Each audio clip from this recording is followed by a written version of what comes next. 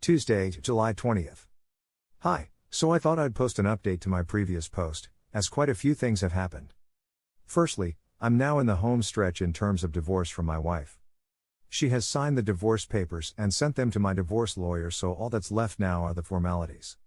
She sent me a message via my dad, where she said she's sorry for not letting me move on, that she thought she could save things but now she knows she can't, and she has to move on for her own well-being. I thank her for seeing sense.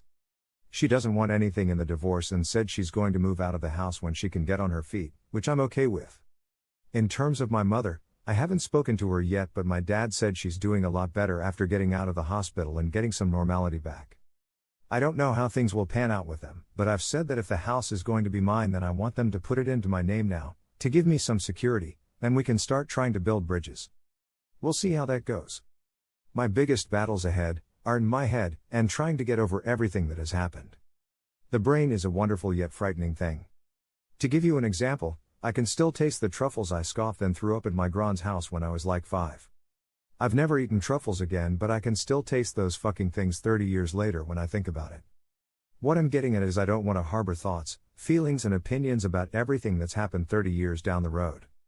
I don't want to be one of those older people who's had everything good knocked out of them by the pain of life.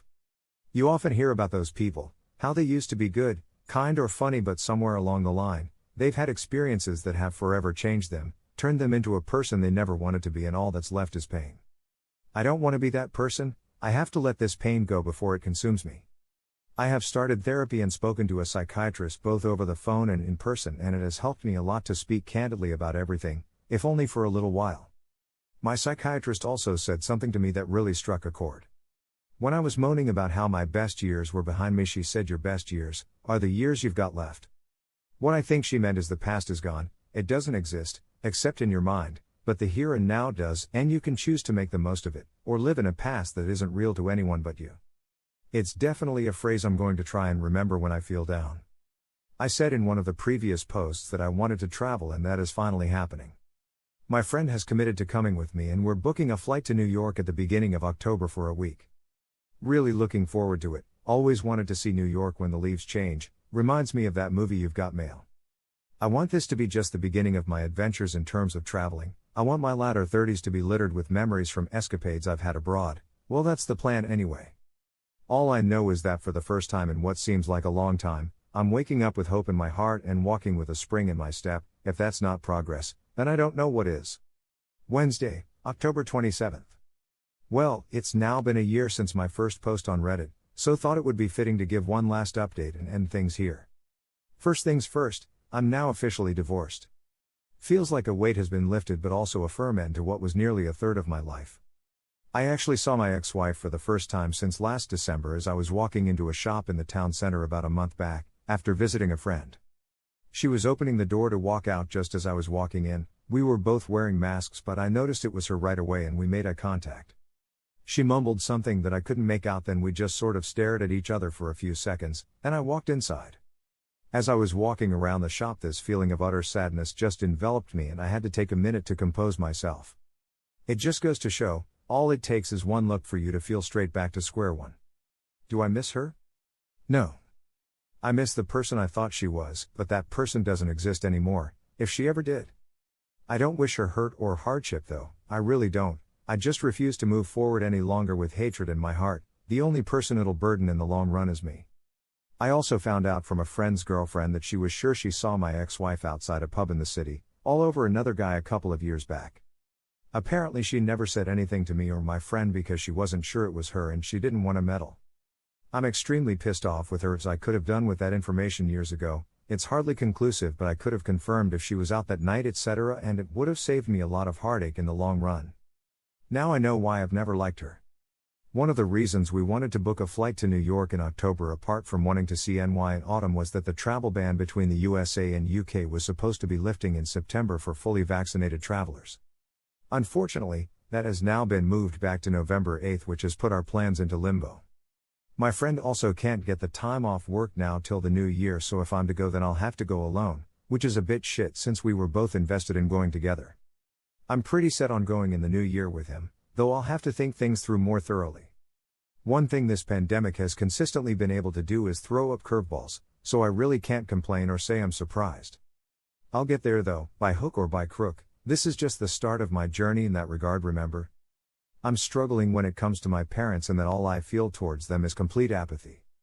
I'm just having a difficult time feeling anything, and no matter how hard I try, I don't think that'll change. My dad has tried to build back the relationship again, but I just don't care anymore. That might sound harsh, but it's the truth.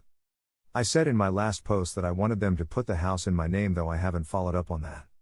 I think I was just angry at the time and wanted to assert some dominance at the outset of our conversations, but I really couldn't give a fuck about that house. I think I would rather live in the house from Nightmare on Elm Street than there. It wouldn't change anything anyway. It can't turn back time unless it's turned into a time-traveling house since I've gone, or circumvent what they did. It's just the sad consequence of the choices they made. To anyone out there thinking of forgiving a cheater, please don't, I implore you. You're flogging a dead horse. Don't be that person, desperately scrambling to put out fires started by your cheater partner while they gleefully reignite them. I feel stronger than ever after everything that's happened and reading a lot of infidelity support forums in the last year, that you're letting yourself in for a world of hurt if you don't cut your losses. Kind of a relevant story, but at the start of the year, I had a really scary experience when I cut the back of my trouser leg on a metal bin while brushing against it at work. I never realized it had caused a cut until I went home, and when I went to bed at night, I felt kinda weird. I woke up about 2 a.m. and my leg was pulsating. I felt deathly ill, was seeing double, dizzy, and was alternating between a severe fever and chills.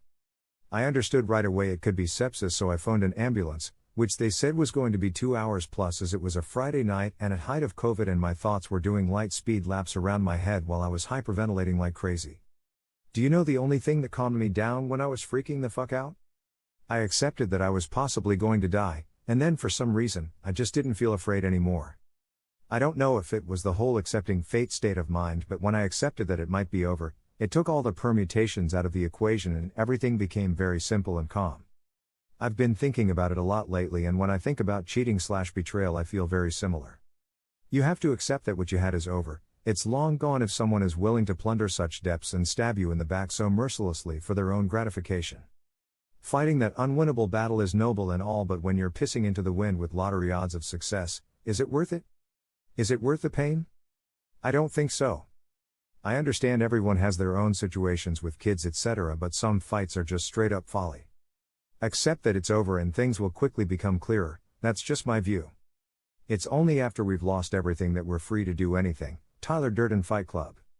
It's funny, I haven't written about my thoughts and feelings since I was in high school. I work up roofs for a living. This experience though has coaxed that side out of me, a side that I had pretty much forgotten existed. If something good has come from this fiasco, it's that I'm not going to bottle things up any longer. It's been cathartic for me to get things out there and see the bigger picture of my situation. Writing things down has helped me more than I ever imagined, so it's something I'm going to continue to do, even if it's just writing to myself on a journal or notepad. I think there are instances in your life, when all said and done, that you can put a pin in and say, things were on a knife edge that day and could have gone either way. I shudder to think what would have happened had I not reached out for help on here, or seen those dog walkers. I'd likely have been blackout drunk, at death's door in a ditch somewhere, or in jail for firing Darren aka Jacket Holder straight through his fucking window frame after going through his house like a tornado. Honestly though, it frightens me to think where I'd have ended up if things had gone south. I was not in a good way, and being drunk, embarrassed and incandescent with rage is a combination that can cause chaos whatever way you cut it. In the end, I'm just happy I made it out the other side without hurting myself or someone else. Most of my posts have been about the ins and outs of what was happening, however, I think the last few have been more about how I feel towards what has happened. Betrayal just renders such passionate and invasive thoughts. There's no action on this earth quite like it. Being stabbed in the back by people that you love.